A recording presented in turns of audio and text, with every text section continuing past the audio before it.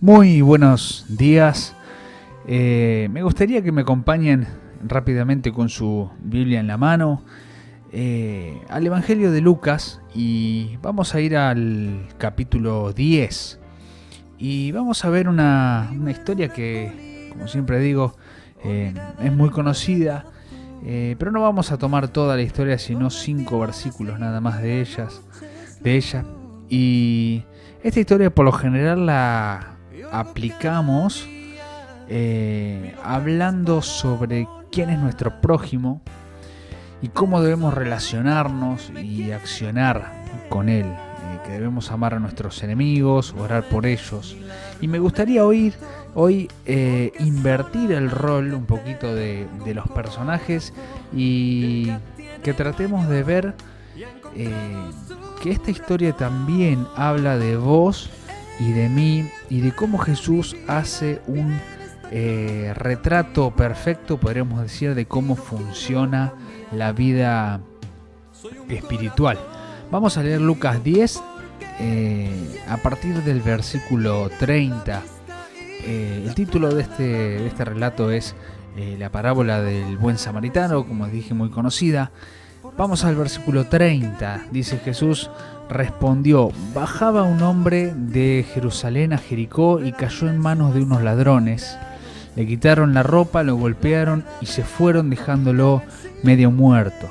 Resulta que viajaba por el mismo camino un sacerdote, quien al verlo se desvió y siguió de largo. Así también llegó a aquel lugar un levita y al verlo se desvió y siguió de largo. Pero un samaritano que iba de viaje llegó a donde estaba el hombre y viéndolo se compadeció de él. Se acercó, le curó las heridas con vino y aceite y se las vendó. Luego lo montó sobre su propia cabalgadura, lo llevó a un alojamiento y lo cuidó. Al día siguiente sacó 2 monedas de plata y se las dio al dueño del alojamiento. Cuídemelo, le dijo, y lo que gaste usted de más se lo pagaré cuando yo vuelva.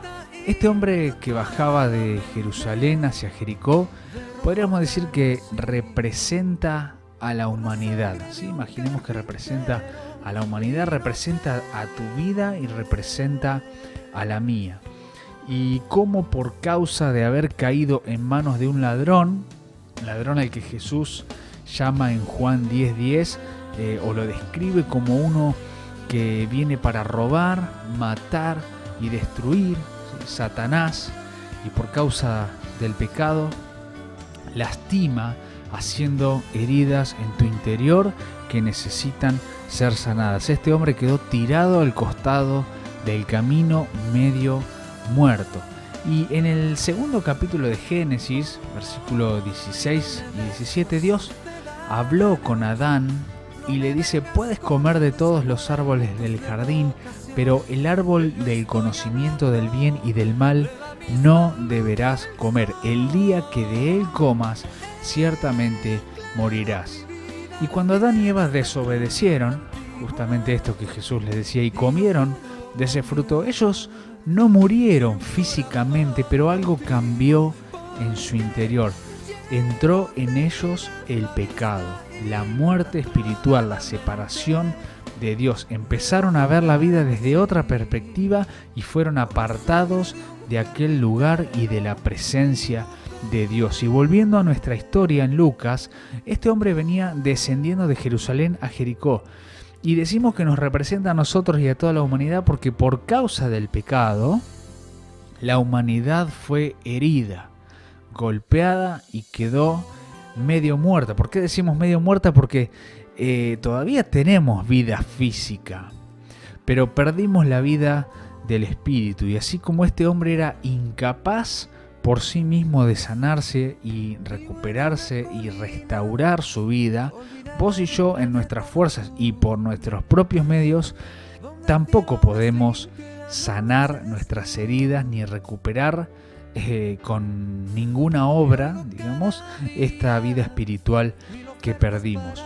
Y por causa de eso muchas veces invertimos en la media parte, digamos, que nos queda, y es nuestro cuerpo. Digo esto en el sentido de que muchas personas intentan esconder sus heridas detrás de forzadas sonrisas, apariencias, una aparente fortaleza, una aparente entereza, pero la realidad es que por dentro están medios muertos, y todos necesitamos ser curados y necesitamos de un Salvador. Podemos ver también en esta historia la incapacidad que tienen los otros personajes, que a pesar de ser personas que asisten y que sirven en el templo, como lo eran el sacerdote y el levita, no tenían la intención ni el poder de sanar las heridas de este hombre por el hecho de ser religiosos y legalistas en este caso, ¿no? Ellos tenían leyes en el Antiguo Testamento que decía que no se podía tocar el cuerpo de un muerto. Si lo hacían, tendrían que pasar muchos días fuera del campamento, purificándose. Y estas personas, sin verificar, digamos, si este hombre estaba con vida o realmente estaba muerto como parecía, prefirieron seguir de largo y no ayudarle. Esto nos enseña que ni la religión ni el legalismo pueden ni tienen la capacidad de tratar con las heridas del alma ni devolver la vida espiritual que el ser humano perdió.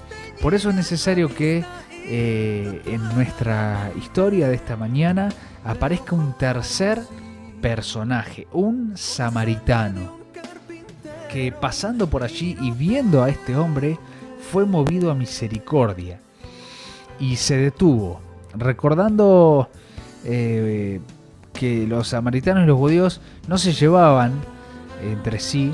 De hecho, los judíos rechazaban y menospreciaban a los samaritanos.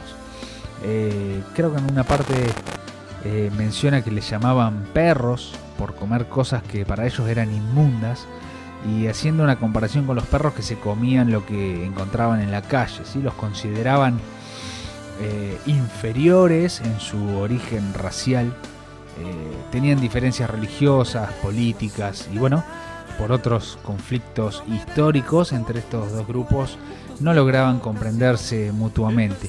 Pero este samaritano, al ver la condición de este hombre, fue movido a misericordia y no solo venda y cura las heridas de este judío golpeado, sino que también lo lleva, lo traslada con lo peligroso y agotador de ese viaje, lo carga y lo coloca en un lugar donde pueda ser cuidado y restaurado. Y podríamos decir que es un cuadro del Señor Jesucristo, de cómo, a pesar de ser rechazado por muchos, incluso por los suyos, es el único que tiene misericordia de nosotros, se acerca a nosotros y Él sí tiene la capacidad de sanar las heridas de nuestra alma. Como enseña esta historia, el samaritano utilizó vino y aceite para curar las heridas de este hombre medio muerto. Y podemos hacer la relación de que el vino representa la sangre de Jesús, que lava todo pecado, y el aceite representa la presencia del Espíritu Santo. Y estos son elementos que sí tienen la capacidad de tratar con tus heridas del alma. A través de la sangre de Cristo, como dice 1 Juan 1:7, Él nos limpia, nos perdona de nuestros pecados y transforma. Y nos da una vida nueva, somos nueva criatura, dice 2 Corintios 5:17. Y por medio de su Espíritu, Él hace una obra dentro nuestro, que trae paz, bondad, que trae fe y calma, trae gozo, esperanza, nos renueva, sana y restaura. Así que este samaritano, una vez que cura las heridas de este hombre, se preocupa también por dejarlo en un lugar donde él siempre pueda sentirse cuidado. Este lugar, este alojamiento, este mesón, lo llama la Biblia, o en esta historia, podría representar la iglesia del Señor, un lugar donde la gente herida y quebrada viene para buscar cura en el Señor. Pero el que produce el cambio es Jesús. ¿Sí? La iglesia no es un lugar perfecto, sino que es un lugar donde está lleno de otros heridos, de gente imperfecta que vienen en busca de un Dios perfecto. Y la petición del samaritano al cuidador es el llamado de Jesús a los líderes de la iglesia, que continúa siendo el mismo hoy por hoy, ¿no? Cuida de él, dice el versículo 35. Porque a eso hemos sido llamados, ¿verdad? Esa es la esencia, digamos, del ministerio: cuidar y velar por la salud espiritual de las ovejas. El samaritano termina diciéndole al dueño de este alojamiento: cuida de él porque un día voy a regresar. Y ese es Cristo, ¿sí? Su segunda venida es un regreso que estamos esperando, es el regreso que viene a buscarnos, a buscar a su iglesia, a buscar a los que permanecen con su mirada en Él, permanecen fieles a su palabra, mientras esas heridas van sanando y cicatrizando, y mantenemos nuestra mirada en las cosas de arriba, como dice Hebreos 12:2, puestos los ojos en Jesús, y en el cielo, en el regreso, en esa promesa que Jesús nos dejó una vez que resucitó y ascendió al cielo. Esa es nuestra esperanza. Las heridas duelen, a veces se hacen caras, vuelven a abrirse en situaciones vividas en este mundo, pero el buen Jesús, el que tuvo misericordia de nosotros, vio en nuestra condición, podríamos decir, y prometió que allí, en ese lugar que fue a prepararnos, no hay desolación, ni tristeza, ni dolor. Es su reino celestial, eterno, y allí estaremos juntos con Él. Les dejo este texto, Juan 14:3, y si me voy a prepararles un lugar, volveré para llevármelos conmigo. Así ustedes estarán donde yo esté. Espero que esta historia haya tocado tu vida y puedas recobrar tus fuerzas, que a pesar de estar herido, no solo en lo emocional, ¿sí? Todos somos heridos por este ladrón, ¿sí? Que viene a destruir, a robar, a matar.